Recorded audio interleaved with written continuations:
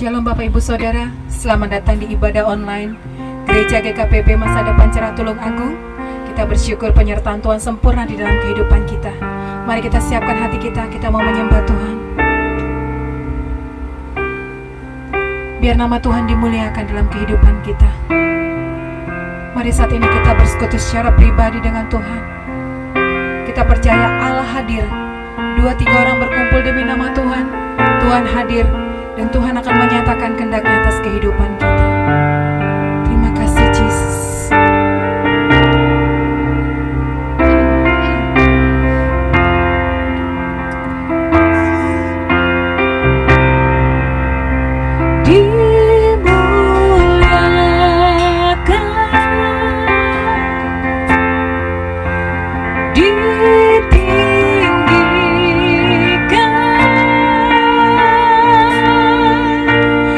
Yesus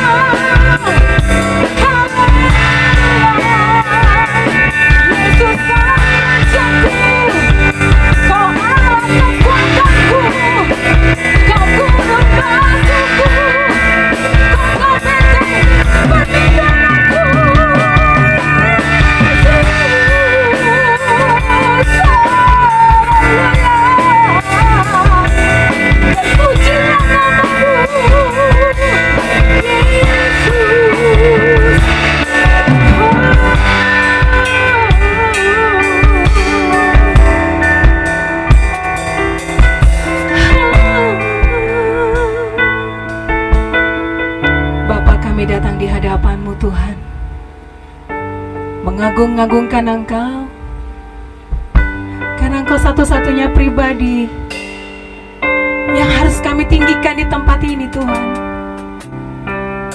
Kau Allah Immanuel Tuhan, Kau selalu bersama dengan kami, bahkan sampai saat ini Tuhan, Kau ada bersama dengan kami.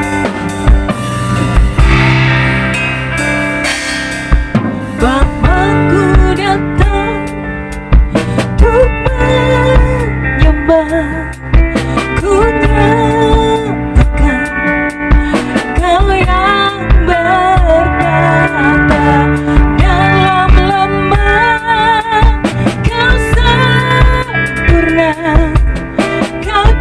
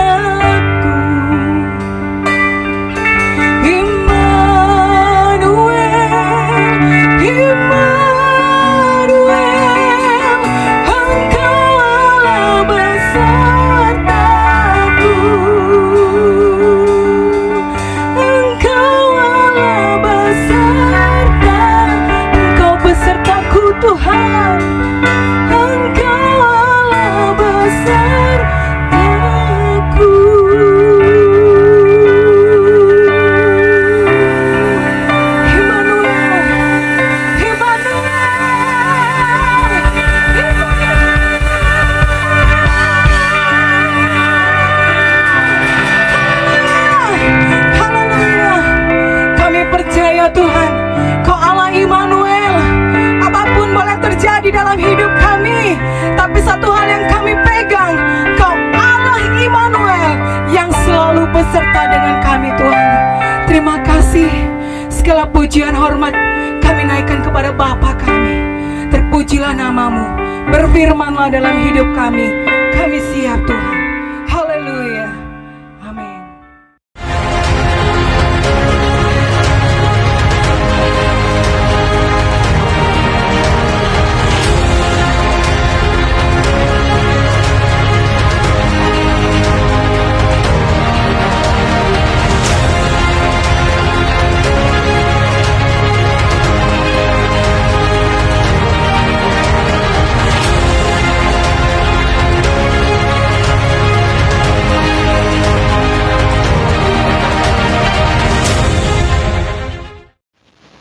Shalom Bapak Ibu Saudara yang dikasihi Tuhan.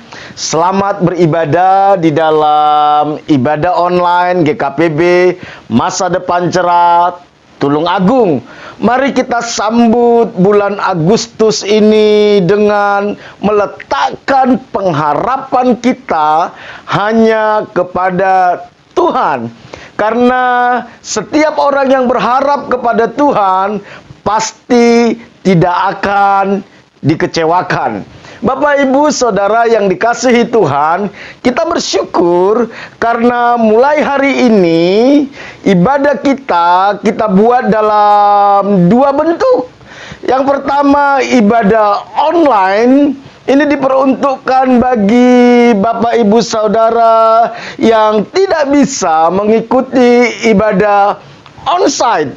Bagi yang sudah lansia, bagi yang kondisi fisiknya kurang sehat, saudara boleh tetap mengikuti ibadah online. Tetapi bagi Bapak Ibu Saudara yang rindu bersekutu bersama-sama, yang kondisi fisiknya, yang kondisi kesehatannya prima, tentu mari kita bersama-sama untuk mengikuti ibadah onsite yang kita lakukan di tempat ibadah kita, yaitu di Barata Entertainment lantai 2 Ruang Arjuna setiap hari Minggu jam 10 pagi.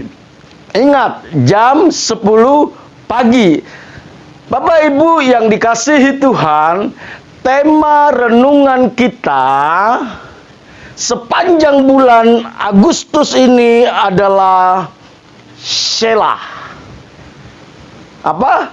Selah, yang artinya adalah damai di tengah badai. Damai di tengah badai.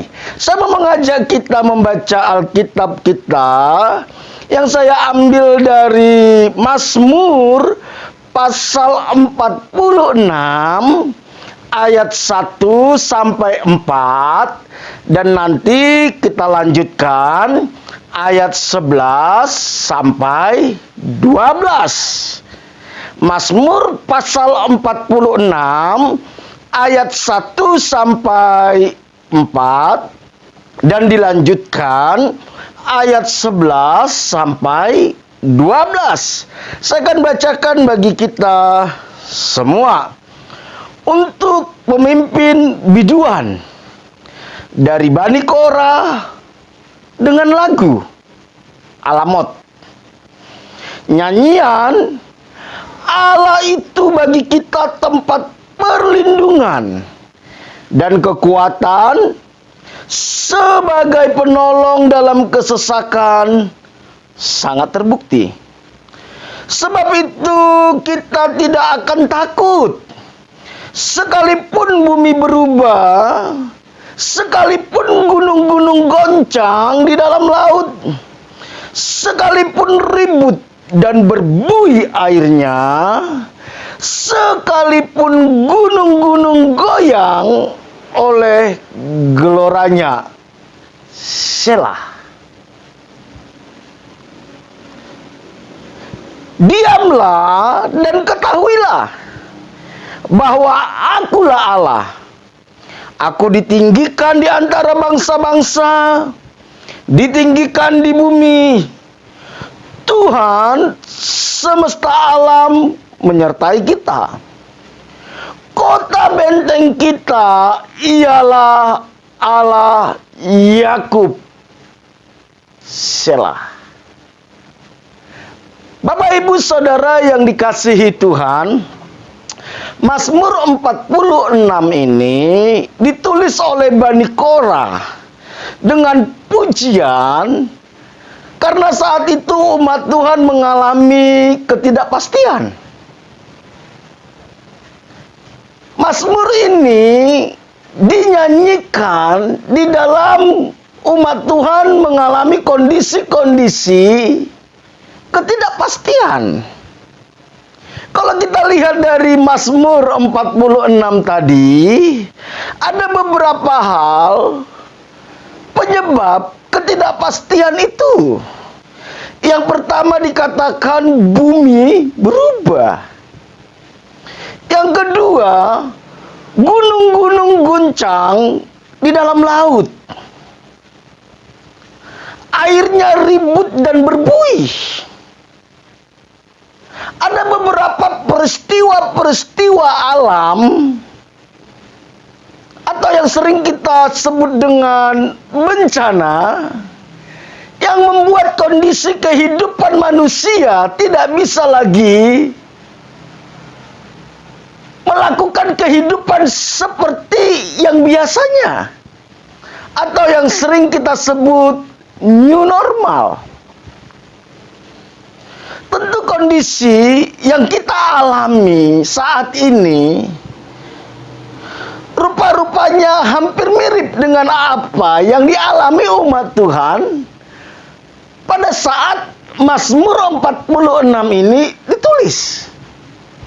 Ada ketidakpastian. Bukankah itu yang sedang kita alami hari-hari ini? Kita sedang masuk ke dalam sebuah new normal di mana kita tidak tahu apa yang terjadi besok. Kita hidup di dalam ketidakpastian, saudara. Ekonomi tidak ada kepastian. Sosial politik tidak ada kepastian. Yang terpenting di sini adalah bukan apa yang sedang terjadi. Yang terpenting di sini adalah bagaimana sebagai anak Tuhan kita menyikapi semuanya ini. Bagaimana dengan kondisi semua ini, ketidakpastian ini, masihkah kita bisa merasakan damai sejahtera itu? Bukankah kita anak Tuhan, kehidupan kita tidaklah ditentukan oleh kondisi di sekitar kita? Bukankah kita sebagai anak Tuhan, kondisi hidup kita tidak ditentukan oleh apa yang sedang terjadi? Kehidupan kita ditentukan oleh Tuhan. Nasib kita ditentukan oleh Tuhan. Masa depan kita ditentukan oleh Tuhan. Tetapi walaupun begitu, bagaimana kita menyikapi kondisi ketidakpastian ini sehingga di tengah-tengah goncangan, di tengah-tengah ketidakpastian, di tengah-tengah semua orang hidup dalam ketakutan, kita tetap mengalami damai sejahtera Tuhan. Itulah yang membedakan antara kita dengan orang-orang yang tidak berharap kepada Tuhan. Ketika semua orang hidup di dalam ketakutan, ketika semua orang hidup dalam kekhawatiran, tetapi kita anak-anak Tuhan tetap bisa mengalami damai di tengah badai. Oleh karena itu, untuk kita bisa mengalami damai di tengah badai, salah satu hal yang harus kita lakukan adalah diamlah. Itulah sebabnya tema kita pada minggu ini, tema besar kita adalah Selah sepanjang bulan ini. Tetapi di dalam minggu ini tema kita adalah Be Still. Be Still. Yang artinya diamlah. diam. Nah, di dalam Mazmur 46 ayat 11 yang sudah kita baca tadi, dikatakan seperti ini, Bapak, Ibu, Saudara yang dikasih Tuhan. Mari kita lihat sama-sama. Diamlah dan ketahuilah bahwa Akulah Allah. Aku ditinggikan di antara bangsa-bangsa, ditinggikan di bumi. Firman Tuhan katakan di tengah-tengah ketidakpastian perlu kita mengambil waktu diam. Bukan panik, bukan bersungut-sungut, bukan menyalahkan orang lain, bukan menyalahkan keadaan, bukan mengandalkan pengalaman kita, bukan mengandalkan hikmat kita. Kita perlu diam. Tidak salah, ada sebuah ungkapan yang mengatakan diam itu emas. Diam itu emas. Yesaya pasal 30 ayat 15 mengatakan seperti ini, Bapak Ibu. Sebab beginilah firman Tuhan Allah yang Maha Kudus, Allah Israel, dengan bertobat dan tinggal diam. Apa saudara? Bertobat dan tinggal diam, kamu akan diselamatkan. Dalam tinggal tenang dan percaya terletak kekuatanmu, tetapi kamu enggan. Memang untuk diam itu nggak mudah. Dengan tinggal tenang itu nggak mudah. Kita cenderung berusaha untuk mencari solusi atas masalah kita dengan kekuatan kita, dengan pertolongan orang lain, dengan segala cara. Atau ketika terjadi ketidakpastian, kita cenderung menyalahkan orang lain. Kita cenderung bersungut-sungut. Kita cenderung menyalahkan keadaan. Justru itu seringkali membuat keadaan semakin buruk. Bukan semakin baik, tapi semakin buruk. Orang Israel selama 40 tahun di padang gurun menuju tanah Kanaan, mayoritas dari mereka dibinasakan Tuhan di padang gurun. Salah satu penyebab utama mereka dibinasakan Tuhan di padang gurun adalah karena mereka bersungut-sungut. Mereka berusaha mengatur hidup mereka sendiri. Sehingga mereka menyalahkan Musa, menyalahkan Tuhan. Mereka mulai bersungut-sungut atas setiap kesulitan dan tantangan yang mereka hadapi. Dan itulah yang membuat sebagian besar umat Israel dibinasakan Tuhan di padang gurun. Oleh karena itu, Bapak Ibu, pentingnya kita berdiam diri. Di tengah-tengah ketidakpastian, pentingnya kita berdiam diri. Jangan panik. Jangan emosional. Jangan andalkan pikiran sendiri. Jangan andalkan kekuatan sendiri, tapi berdiam diri. Diam itu sebuah kekuatan. Tentu diam itu bukan berarti tidak melakukan apa-apa.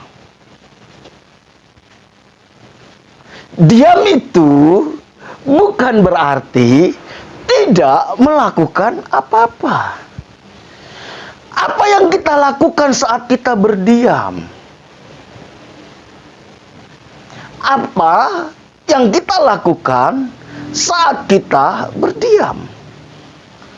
Dari ayat 11 sampai 12 yang sudah kita baca tadi, saya temukan minimal ada 3 yang harus kita lakukan.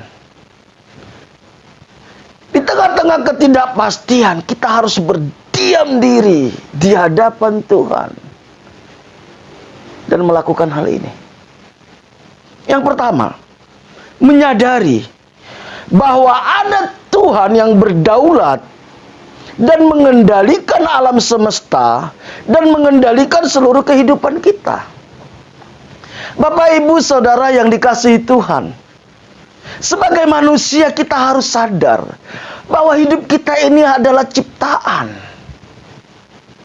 Hidup kita ini hanyalah sebuah ciptaan di mana ada Sang Pencipta yang berdaulat atas hidup kita. Ada Sang Pencipta yang bisa melakukan apa saja dalam hidup kita. Ada Sang Pencipta yang memiliki hidup kita. Seringkali kita terjebak dalam sebuah zona di mana kita sudah tidak lagi menyadari bahwa ada Tuhan dalam hidup kita. Kita berusaha mengatur hidup kita sendiri. Kita hidup sesuka hati kita sendiri. Kita hidup semau kita sendiri. Kita nggak peduli apa maunya Tuhan dalam hidup kita. Sehingga Tuhan izinkan goncangan, ketidakpastian itu terjadi supaya kita sadar. Oh ya, ternyata saya punya keterbatasan. Saya bukanlah pencipta. Saya bukanlah pribadi yang berdaulat atas diri saya. Ada pribadi yang saya sebut Tuhan yang berdaulat atas hidup saya. Apalagi kita sebagai umat tebusan. Kalau kita katakan bahwa kita telah ditebus oleh Tuhan Yesus, maka kita harus sadar bahwa hidup saya ini milik Tuhan. Tuhan bebas melakukan apa saja dalam hidup saya. Tuhan punya kepentingan atas hidup saya. Tuhan punya tujuan atas hidup saya. Di dalam berdiam ini, mari kita menyadari itu. Ada pribadi Tuhan yang berdaulat atas hidup saya. Pemilik hidup saya. Kita nggak boleh hidup sesuka hati kita. Jadi berdiam diri itu, yang pertama adalah supaya kita sadar ada Tuhan yang berdaulat, mengendalikan alam semesta, mengendalikan seluruh kehidupan kita. Yang kedua, apa yang perlu kita lakukan di dalam berdiam diri? Menyadari bahwa hanya Tuhan yang layak untuk ditinggikan. Kita diciptakan untuk memuliakan Tuhan. Manusia tidak boleh meninggikan diri sendiri. Nggak boleh. Seringkali kita mulai terjebak dengan segala prestasi yang sudah kita raih, dengan segala kenyamanan yang sudah kita raih. Kita terjebak untuk meninggikan diri kita, menganggap bahwa diri kita hebat sehingga kita lupa memuliakan Tuhan. Lupa meninggikan Tuhan. Bagaimana caranya kita memuliakan Tuhan? Bagaimana caranya kita meninggikan Tuhan? Ketika seluruh aspek hidup kita pakai hanya untuk menyenangkan Tuhan. Waktu kita pakai hanya untuk mengerti kehendak Tuhan. Tenaga kita pakai hanya untuk melayani Tuhan, menyenangkan hati Tuhan, melakukan kebenaran. Harta kita pakai bukan untuk melakukan dosa, tapi bagaimana lewat harta yang saya miliki nama Tuhan dipermuliakan, ada banyak orang diberkati, bukan bagaimana supaya saya bisa memuaskan hawa nafsu saya. Biarlah lewat hidup kita ini nama Tuhan dipermuliakan. Jangan izinkan lewat hidup kita nama Tuhan dipermalukan. Karena kelakuan-kelakuan kita, karena keputusan-keputusan kita, karena respon-respon kita, tindakan-tindakan kita. Tuhan dipermalukan. Kita perlu berdiam diri untuk kita menyadari, apakah saya selama ini sudah meninggikan Tuhan? Apakah lewat hidup saya nama Tuhan dipermuliakan? Atau justru lewat hidup saya nama Tuhan dipermalukan?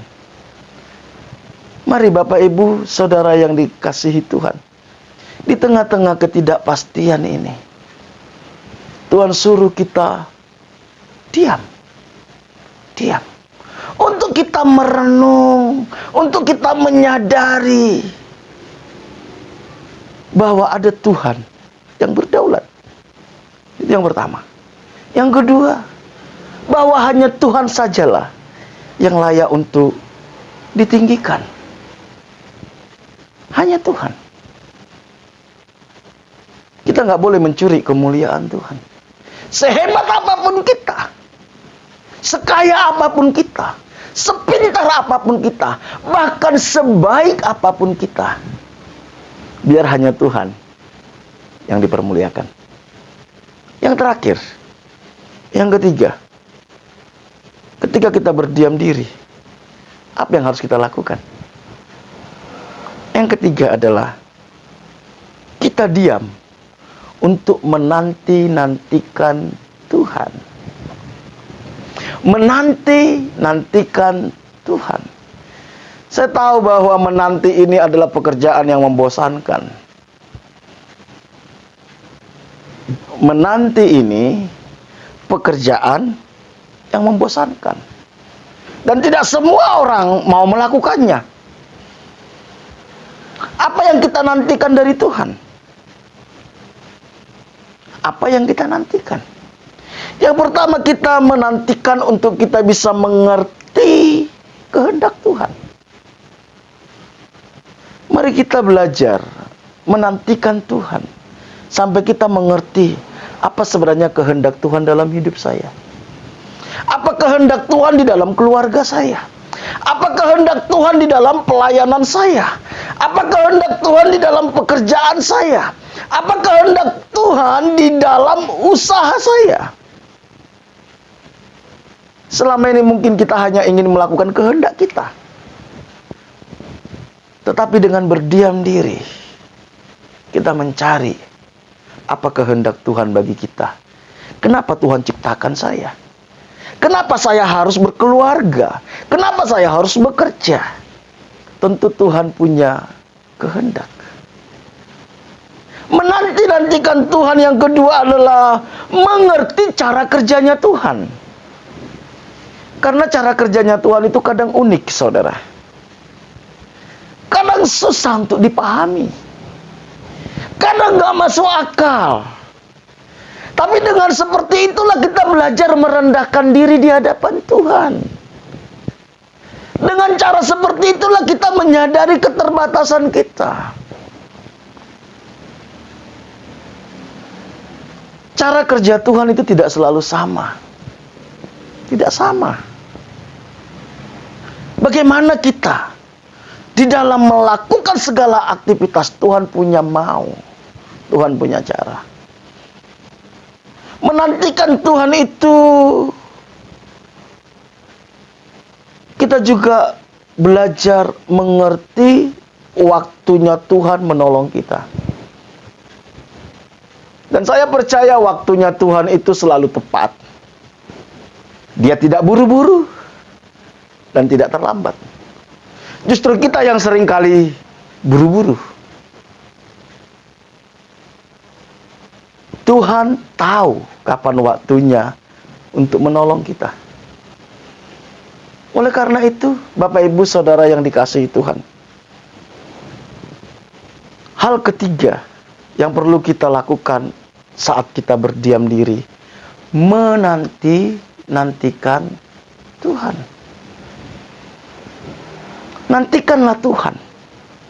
Apa kehendaknya bagi kita? Apa maunya? Apa yang Dia sediakan bagi kita? Nantikanlah Tuhan untuk mengerti cara kerjanya Tuhan dan mengerti waktunya Tuhan. Dengan demikian, saudara, maka kita akan mengalami yang disebut dengan damai sejahtera di tengah badai. Karena kita tahu bahwa Dia mengasihi kita. Dia berdaulat atas hidup kita. Dia tahu yang terbaik bagi kita. Dan Dia tahu kapan waktunya menolong kita. Kita nggak perlu panik. Kita nggak perlu menyalahkan keadaan. Kita nggak perlu menyalahkan orang lain. Berjalanlah dengan cara dan waktunya Tuhan. Yesaya 40 ayat 31, ayat terakhir. Yesaya pasal 40 ayat 31 mengatakan seperti ini. Tetapi orang-orang yang menanti-nantikan Tuhan mendapat kekuatan baru. Saudara, orang-orang yang menantikan Tuhan itu mendapat kekuatan baru. Alkitab katakan, mereka seumpama raja wali yang naik terbang dengan kekuatan sayapnya. Mereka berlari dan tidak menjadi lesu. Mereka berjalan dan tidak menjadi lelah. Bapak, Ibu, saudara yang dikasihi Tuhan, Tuhan umpamakan kita seumpama raja wali. Saudara tahu, raja wali itu umurnya itu bisa sampai 70 tahun. Umurnya bisa sampai 70 tahun. Tetapi di usia 40 tahun, raja wali harus membuat sebuah terobosan dalam hidupnya. Karena di usia 40 tahun, raja wali ini paruhnya sudah terlalu panjang. Bukan cuma paruhnya terlalu panjang, kukunya terlalu panjang. Bukan cuma kukunya terlalu panjang, tapi sayapnya juga terlalu panjang. Bisa sampai 2,5 meter. Sehingga itu akan mengganggu seluruh aktivitasnya. Di umur 40 tahun, seekor raja wali harus membuat keputusan penting. Dia mati, atau dia berdiam diri melakukan sesuatu. Dan kalau dia bisa berdiam diri melakukan sesuatu, maka dia bisa hidup sampai 30 tahun kemudian. Apa yang dia lakukan? Di usia 40 dia akan mencari gunung yang sangat tinggi, yang sulit untuk dijangkau oleh hewan buas. Dia menyendiri di sebuah bukit atau gunung, di mana di sana jarang ada hewan buas. Apa yang dia lakukan di sana? Lebih kurang setengah tahun, kalau saya tidak salah, dia berdiam diri. Yang pertama dia lakukan adalah dia mematuk batu yang ada di gunung itu, sampai paruhnya ini patah, saudara. Sampai paruhnya ini patah. Setelah dia mematuk batu dan paruhnya patah, maka akan tumbuh paruh baru. Setelah tumbuh paruh baru, dia akan mencabut kukunya satu-satu. Dan itu sakit sekali, saudara. Sakit. Saudara tahu bahwa kuku dan paruh itu kekuatan dari seekor raja wali. Setelah dia cabut kukunya satu-satu, dia tunggu kukunya ini bertumbuh lagi. Setelah kukunya ini bertumbuh, maka dia cabut bulunya satu-satu, saudara. Dia cabut bulunya satu-satu. Setelah bulunya ini tercabut semua, dia tunggu sampai bulu baru tumbuh. Maka dia akan bisa terbang lagi sampai 30 tahun kemudian. Bapak, Ibu, saudara tahu, paruh, kuku, dan sayap adalah kekuatan dari seekor burung raja wali. Dengan kuku, paruh, dan sayap dia bisa memangsa hewan sebuas apapun. Dan dia bisa terbang kemana saja. Tetapi di usia 40, kekuatannya itu harus dia lepaskan. Dia ganti dengan kekuatan yang baru. Ada kalanya Tuhan izinkan kita mengalami masalah, kesulitan. Semua kekuatan kita Tuhan ambil untuk Tuhan gantikan dengan kekuatan yang berasal daripada Tuhan. Dan kekuatan yang dari Tuhan itulah yang membawa kita terbang tinggi. Saudara tahu, bagi seekor Raja Wali, badai adalah hal yang paling dia tunggu. Karena apa? Kalau badai datang, dia tinggal masuk ke dalam badai, dia bentangkan sayapnya, dia tidak perlu lagi mengepakkan sayapnya, dan dia terbang mengikuti alur badai tersebut. Anak Tuhan yang dipulihkan, kita akan terbang bersama badai. Kita tidak akan binasa di dalam badai. Semua yang lain binasa dalam badai. Tetapi ketika saudara dan saya berdiam diri bersama dengan Tuhan, sampai Tuhan pulihkan kekuatan kita, maka kita akan terbang bersama badai. Dan kita akan mengalami damai sejahtera di tengah-tengah badai tersebut. Karena itu mari Bapak Ibu Saudara yang dikasihi Tuhan, ambillah waktu untuk berdiam diri. Ambil waktu. Jangan cepat-cepat buat keputusan. Ibarat orang naik mobil, remnya itu agak diturunin, saudara. Izinkan Tuhan memulihkan kekuatan kita. Di dalam berdiam diri kita harus menyadari ada Tuhan yang mengendalikan hidup kita, yang berdaulat atas hidup kita. Yang kedua, marilah sadari, biarlah hanya Tuhan yang layak untuk ditinggikan. Kita nggak layak meninggikan diri. Dan terakhir, nantikanlah Tuhan sampai Dia melimpahkan kekuatannya kepada kita. Seperti yang dikatakan dalam Yesaya 40 pasal 40 ayat 31 tadi. Orang yang menanti-nantikan Tuhan itu seumpama Raja Wali, naik terbang dengan kekuatan sayapnya. Mereka berlari dan tidak menjadi lesu. Mereka berjalan dan tidak menjadi lelah.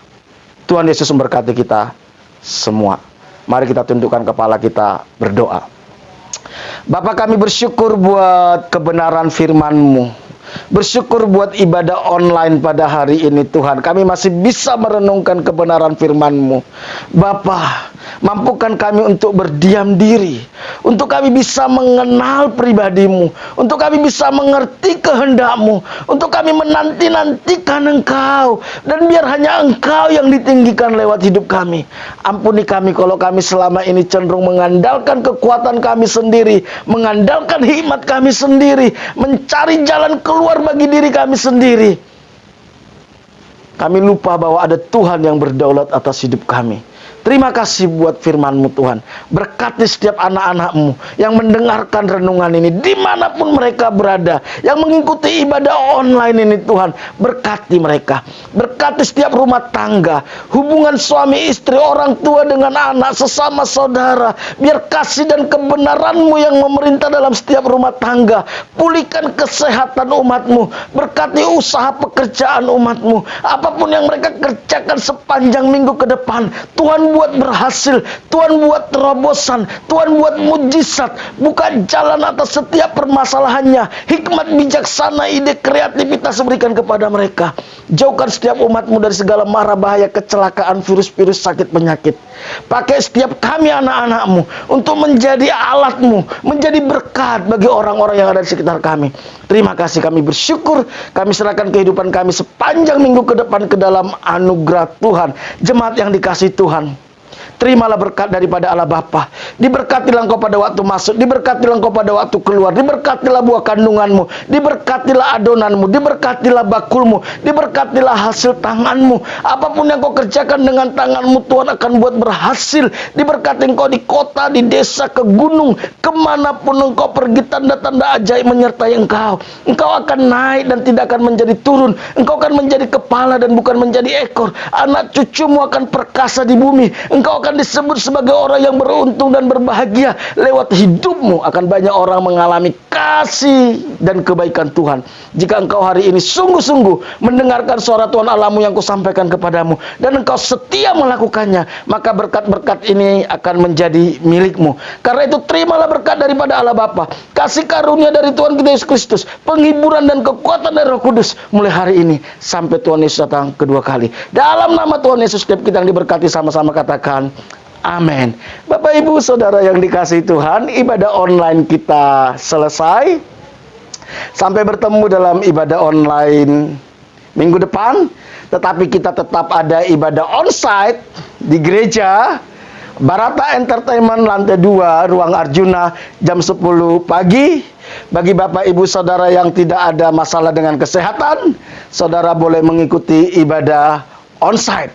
Bagi saudara yang digerakkan Tuhan untuk memberikan persembahan, baik itu persembahan persepuluhan, persembahan syukur, dan persembahan pembangunan, saudara boleh langsung menghubungi bendahara gereja kita. Tuhan Yesus memberkati kita semua.